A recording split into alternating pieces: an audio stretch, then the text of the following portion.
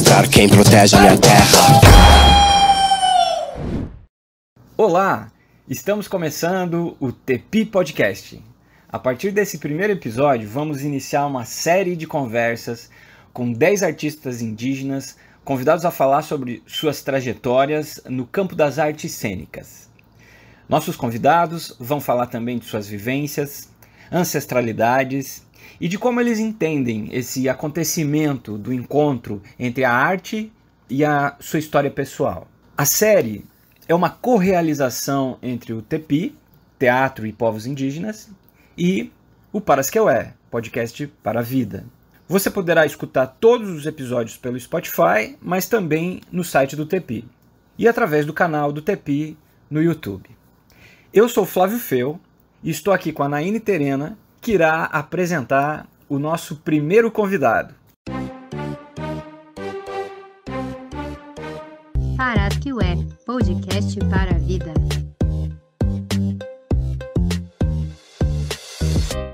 Oi, Flávio. Oi para todo mundo que está escutando o nosso primeiro episódio do Tepi Podcast. E tenho o prazer de apresentar o nosso convidado, Maxuara Cadiuel, considerado a nossa primeira referência, o nosso primeiro artista indígena a estrelar produções no cinema brasileiro. Maxuara nasceu em 1962 em Aquidauana, Mato Grosso do Sul, e pertence aos povos Terena e Cadiuel. Bem-vindo, Maxuara. É uma honra estar com você aqui nesta conversa. Caramba, eu fiquei arrepiado, que eu sou o primeiro para estrear esse comentários aí da trajetória da vida indígena fora da comunidade e fora do contexto cultural, e você ser transferido para o cinema.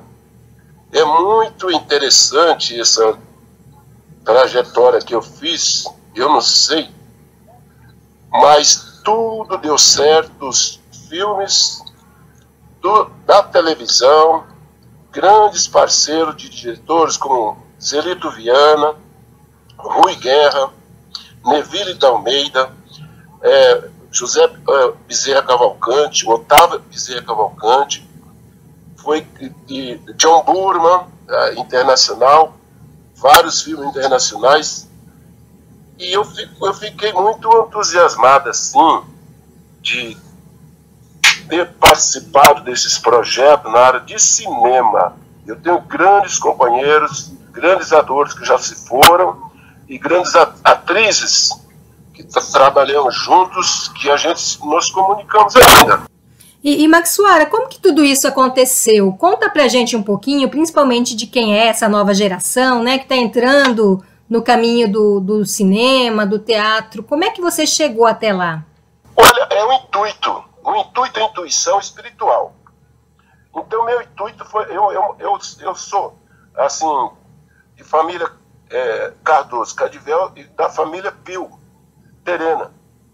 E quando eu estava com 14, quando meu pai faleceu, quando eu tinha 15 anos, eu fui morar com a minha avó no Araribá. Araribanos é uns povos indígenas terenos, que é do Artino e Havaí, no município de Bauru. E lá eu fui trabalhar, assim, coletando algodão, café, plantando algodão. E daí eu fui para São Paulo, e de São Paulo eu conheci a etnia Guarani. Eu pensava que era só nós indígenas do Mato Grosso do Sul, mas eu conheci outra etnia. E eu conheci um itairano, uma pessoa que trabalhava com artes. E daí ele morava em Taubaté, nós trabalhamos juntos, e fomos para o Rio de Janeiro juntos apresentar o trabalho dele. E de lá, era Semana do Índio, e tinha um programa de televisão lá, chamado Povo na TV. E o repórter me chamou para me fazer uma reportagem sobre a cultura indígena. Só que eu não entendia muito de cultura indígena. Mas, dependendo da pergunta, eu ia respondendo da maneira adequada. Aí alguém assistindo aquele programa me procurou. E o mesmo apresentador, Paulo Lopes, que apresentava o Povo na TV, ele falou: olha, eu tenho um programa da rádio chamado Show da Tarde. que ia das 2 às 6. E tinha várias personalidades que iam, naquele tempo que não tinha divulgação, o Blitz, Zezé Mota, ia tudo lançar o disquinho dele lá. E eu dava no programa. Então, trocando ideia, quando a Zezé Mota foi entrevistada, a Zezé falou: que hora você vai terminar? Eu falei: ó, Zé, eu vou ficar até 6 horas. Ela falou: vou te esperar então. Ela falou: vou te esperar, vamos almoçar junto, que já era 4 horas da tarde. Eu falei: Zé, também estou com uma fome danada, então espera. E depois, pela minha surpresa, a Zezé falou: olha, eu tô trabalhando num projeto, num filme chamado Quilombo dos Palmares, direção de Cacá Diegue, e eu quero convidar você a participar do filme. Eu falei: Zezé, é impossível isso daí. De rádio eu consigo falar da cultura, porque num programa de rádio eu falava de plantas medicinais. As pessoas ligavam e falavam: eu quero isso, estou sofrendo disso. Eu indicava as plantas. E eu tinha uma loja no Rio de Janeiro que eu atendia as pessoas. De chá, de planta, de banho, engarrafada, enraizada. E aí eu fui nesse jantar com o Cacá falou: vamos trabalhar junto. E eu falei: Cacá, eu não tenho muito... Ele falou: eu já tinha feito um comercial antes de uma campanha no Rio de Janeiro. Eu entendi mais ou menos o movimento de câmera e texto. Aí, quando surgiu essa oportunidade, a Zezé falou: não, tem uma pessoa que vai preparar você para isso. Caramba, eu falei: tá legal. Aí eu conheci o ator que estava preparando o elenco. Esse camarada me deu uma dimensão genial: o que é câmera, o que é um ator, o que é você. Você tem que separar o personagem da história toda. É o Antônio Pitanga, pai de Camila Pitanga. Esse foi um dos responsáveis da criação de ator no meu corpo, na minha memória, dos movimentos. Daí, depois de Quilombo, estourou tudo os telefones, que antigamente era secretária eletrônica. Tinha 300 convites, 50 palestras da história toda. Aí surgiu o filme internacional, John Boorman, que dirigiu Excalibur, Deliverance, e depois Esmeralda Forest, e veio fazer Esmeralda Forest em Manaus, em Belém, na realidade. E aí eu tive um contato com atores muito interessantes, internacional, que deu uma dimensão maior para mim. E depois veio o convite de Zeli do Havaeté. E depois veio outros convites de Otávio Bezerra Cavalcante, Avenida Brasil. O Otávio foi muito interessante, porque ele é um pernambucano, carioca, revolucionário, que fala a linguagem muito interessante. Eu gostei dos projetos. Nós trabalhamos em 3 ou 4 projetos juntos, de curta, da Avenida Brasil. Sim. E, Maxuara, você falou algo interessante, a diferença do corpo e do ator e da vida particular. Naquela época era diferente de hoje em dia, né? Como é que foi para você encarar ser um ator indígena, ser um indígena dentro da produção de arte? Olha, eu tive muito apoio, assim, os diretores e atrizes e produtores culturais que trabalhavam comigo me deu muita segurança, entendeu? Mas eu estava muito inseguro, eu sou semi-analfabeto. Não tenho um curso superior. Porque na minha idade lá, da minha vida lá no Mato Grosso do Sul, foi muito complicado. Desde os 9 anos eu já estava fazendo a ponte transpantaneira. Carandazal, aquelas aberturas de aventura do Pantanal. Então eu não tive muita oportunidade de cultura.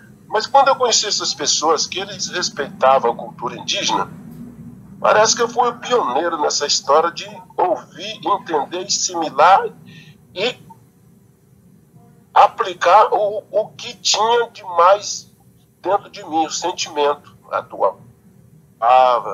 Por exemplo, vou te dar um exemplo. Hugo Carvana, era TV preta e branca, tinha um programa chamado Plantão Policial. Ele era o fotógrafo da polícia. eu assistia isso. E quando eu fui trabalhar com ele, no Havaiaté, ele fazia meu pai adotivo. Quando eu conheci pessoalmente, eu não tremi, não falei nada, não pedi autógrafo, não abracei nada. Ele falou, ó, o negócio é o seguinte, é isso. Renata Sorrá, Nina de Pádua, essas pessoas me deram uma formação psicológica assim, muito interessante. Porque depois que eu terminei a Havaiaté, eu pensei de fazer um curso no Tablado de teatro, mas eu entendi, quando eu fui fazer o curso, eu tinha mais informação do que o professor que estava dando aula. E não tinha ninguém assim, de índio, atuando. Quando eu fui fazer o Projeto Aventura com o Bruno Lombardi e Thierry, foi muito interessante o piloto. E o outro foi com André de Biasi e Cadu Moliterno. Era um projeto, um filme, era uma série na Globo sobre aventura de praia. Quando me chamaram, o Marinho, que escreve, Paulo Marinho, que na época era casado com Renata, aí no jantar ele perguntou se eu queria fazer televisão. Eu falei, a televisão já está feita, mas o que é?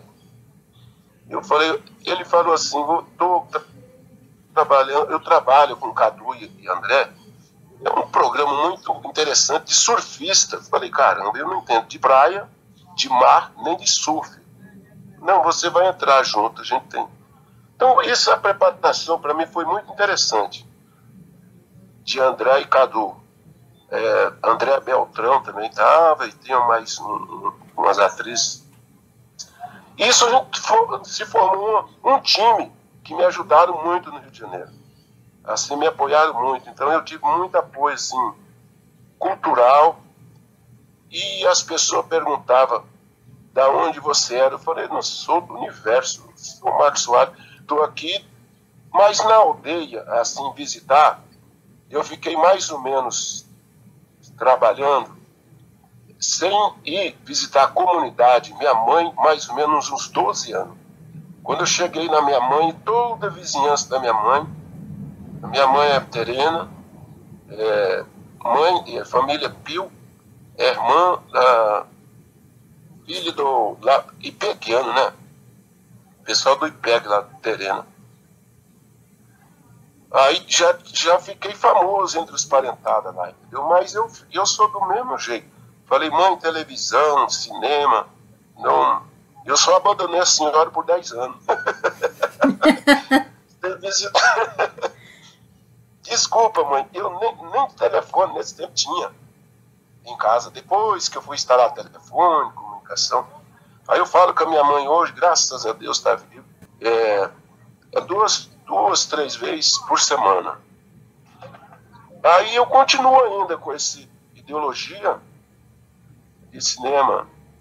Agora eu estou pensando em fazer um documentário sobre o Quipaé. Eu estou indo em janeiro para lá, eu estou indo com uma pessoa, uma produtora da Rede Globo, Lia Renha. É uma grande criadora de personagem. E a gente vai analisar se faz o teatro, ou se faz um documentário, ou se faz um desenho animado sobre o pássaro encantado, que é o Quipaé. Eu ia perguntar para o Machara sobre se ele se lembra, enfim, de uma entrevista. Nós acompanhamos uma entrevista que o Machara concedeu ao Ailton Krenak, se não estou enganado, pela Rádio USP. Isso foi em 85. A gente conseguiu acompanhar essa entrevista e naquele momento ele te pergunta sobre os novos projetos e tal, e o que você vai fazer em 86 e tal, e você estava super animado. A minha pergunta naquele contexto você já estava, desde aquele momento, bastante inserido nesse cenário do cinema, e eu queria que você dissesse para nós como é que você via naquele tempo esse lugar do cinema em relação à participação indígena, e como você vê hoje, se houve uma mudança em relação a esse espaço, a essa possibilidade da atuação do artista indígena no cinema? Camarada, eu lembro nitidamente, porque nesse tempo que eu estava muito empenhado no cinema, na minha loja, na rádio, eu conversei com a Eliana Potiguara, grande companheira, escritora, e na época ela atuava na história lá, eu tinha a loja lá, ela queria abrir um escritório representando a União das Nações Indígenas, a UNI. Eu falei, vamos lá em São Paulo conversar com o Krenak. E ela tinha uma produtora chamada Enig Barijó. Nós fomos lá e entrevistamos o Krenak, e o Krenak estava no programa, junto com a Ângela Papiani, na USP. Acho que era um programa de índio. E eu estava entusiasmado porque eu tinha um projeto. Não tive um projeto, realizei, mas o meu produtor, Interlab, João Luiz Araújo, estava dirigindo o primeiro programa. O primeiro filme que a gente fez foi a história do Paiacã, sobre a extração de óleo de castanha para transformar em sabonete de perfume, apoiado por uma empresa inglesa. Então, nesse tempo, nós, eu, Paiacã, o Krenak, Álvaro Tucano, a gente está muito empenhado com o movimento indígena. Nesse tempo, hoje, todo já passou dos 60 anos. O Krenak já vai fazer quase 120. mas a gente assim, não perdeu a esperança. Você sabe que eu estou feliz? Assim, tipo assim, meu filho de Arruri, ele está atuante, que ele queria ser embaixador. Eu falei, meu filho, vou mandar você para o Congo, porque você é indígena. Procura a tua história. Aí ele fez antropologia. E quando eu fui entendendo a linguagem dos jovens hoje, a gente chama de jovem, de neto, hoje são completamente ligados à universidade, ligada à cultura universal, que a universidade, já tem um nome, universal. Agora liga com a universidade psicológica da cultura indígena. Isso tem um link muito interessante. No meu tempo é muito difícil, mataram muito. Ângelo Cretan foi assassinado, Marçal de Souza foi assassinado, Chico Mendes foi assassinado, foi matando quem estava ligado ao movimento, defendendo a cultura indígena e a floresta. Eu falei, Krenak, eu vou sair fora. Eu não quero morrer, não. Porque quando eu estava na passeata, eu não lembro a data muito bem, mas eu estava na passeata com o Chico Mendes e eu vi uns caras estranhos com ele. Falei, Chico, quem são eles? Ele falou, são federal. Por quê? Eu estou sendo ameaçado de morte. Eu falei, Chico, tá brincando. Eu falei, é verdade. Aí, na véspera de Natal, eu estava com a minha mãe, eu vi o Jornal Nacional falando que mandaram o Chico Mendes. Aí eu conversei com o Krenak, conversei com outros, aí enfraqueceram o movimento indígena, porque mataram muito. Quando foi a morte de Marçal, foi muito triste. Assim, e eu conheci o Marçal, conheci o movimento, na época até da palavra dele, que quando em Manaus o Papa estava lá, e ele subiu no palco, aí tinha um limite para falar. Quando ele foi falar uma coisa, desligaram o microfone, o Papa autorizou ligar para ele, queria falar. E ele falou uma frase muito interessante, que a igreja trouxe a destruição e morte para o meu povo e a fome. Isso ficou na minha mente. E o Joel Pozini, que é um cineasta sul-mato-grossense, escreveu o Banguelo, eu esqueci o tema, mas e a Eliana Potiguara escreveu o Banguelo de Lábio de Mel. E esse projeto com a Eliana a gente fez no Rio de Janeiro. Isso aí me interessa muito hoje. Eu posso, agora, em janeiro, reunir com, por exemplo, a Beni Cadivel, que ela publica, manda notícias direto sobre a pintura e resgate da cultura Cadivel através da arte. É muito interessante. Tem outro índio, né, o Macuxi, que conheci a luta do Macuxi através de Gilberto Macuxi, a Raposa Serra do Sol. Então tem muito através da Davi Yanomami, através de grandes personalidades, que eu estou isolado, assim.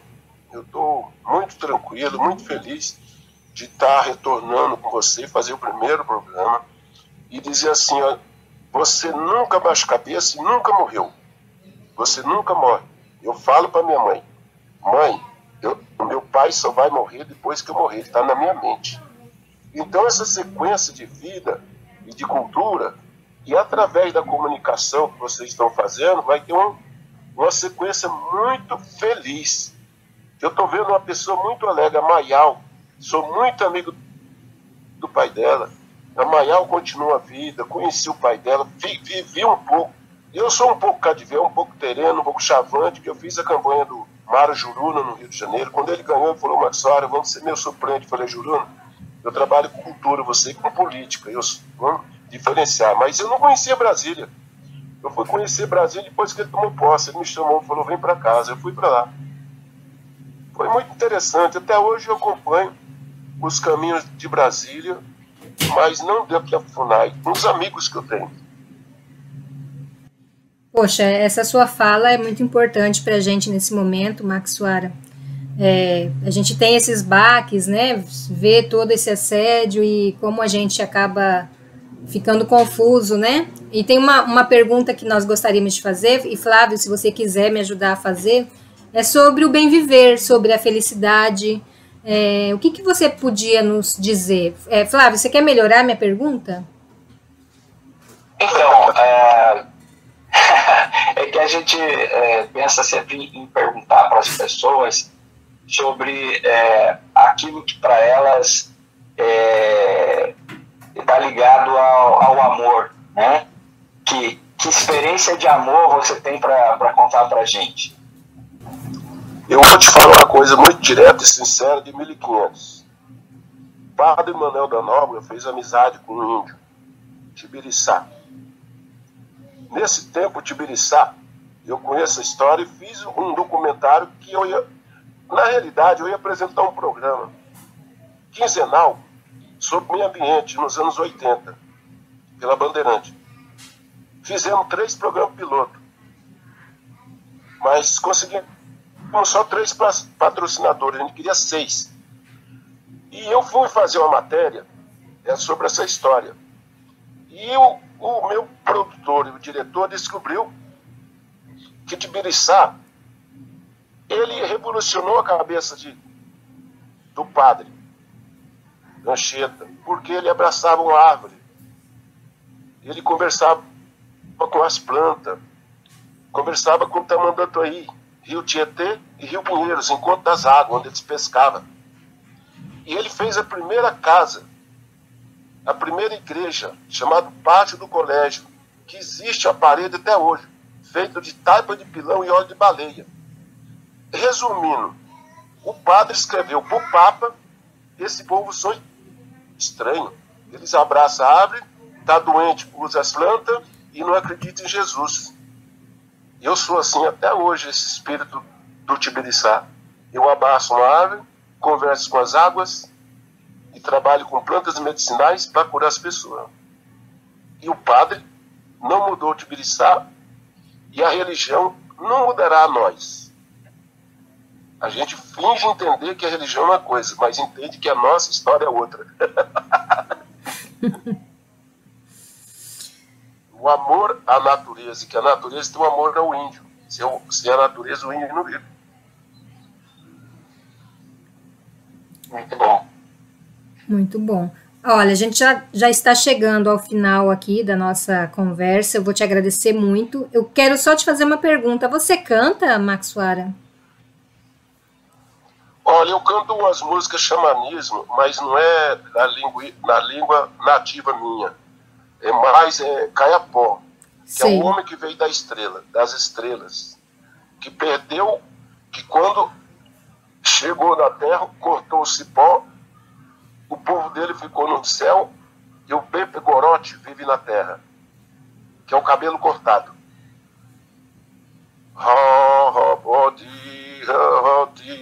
Esse é o início do canto do espírito das estrelas. Bom, eu vou já então me despedir. Muito obrigada pela sua participação. Admiro muito sua trajetória, admiro o trabalho que seu filho está fazendo de fazer com que essa história não seja esquecida e trazendo para dentro da universidade. Gosto muito do trabalho de ambos. Flávio, vou agradecer você mais uma vez por estar aqui com a gente e passo a palavra para você, Flávio, para convidar também o Maxuara a dar as suas palavras finais. Bom, eu agradeço, é uma honra estar aqui com você, Maxuara. Muito obrigado por essa contribuição que você dá a tanta gente que está no mundo da arte, mas que com certeza tem muito a aprender com a tua história. Então a gente agradece por você ter esse espaço para falar com a gente. Muito obrigado e até a próxima, Maxuara. Olha, eu conto teu apoio. Krenak nasceu comigo, viveu comigo, está comigo, eu encontro com ele de 10 em 10 anos. É igual cometa. 100 em 100 anos a gente se cruza. Mas eu estou muito otimismo com esses projetos que vocês estão em andamento. E eu, sim, me coloco à disposição. Se quiser, assim, mais contribuição, tá tudo, assim, eu estou todo feliz. Eu estou perto de uma árvore aqui e eu estou conversando com você e com a árvore também. Mas um abraço a todos que acompanham e felicidade por esse projeto, dessa abertura aí. Obrigada, então, obrigada a você que está nos escutando, a equipe do TEPI que resolveu fazer essa parceria conosco através do podcast. Eu espero que seja como uma inspiração para todo mundo que gosta, que acompanha as produções, para todos os nossos parentes indígenas que estão adentrando a esse terreno. E até o próximo episódio. Obrigada.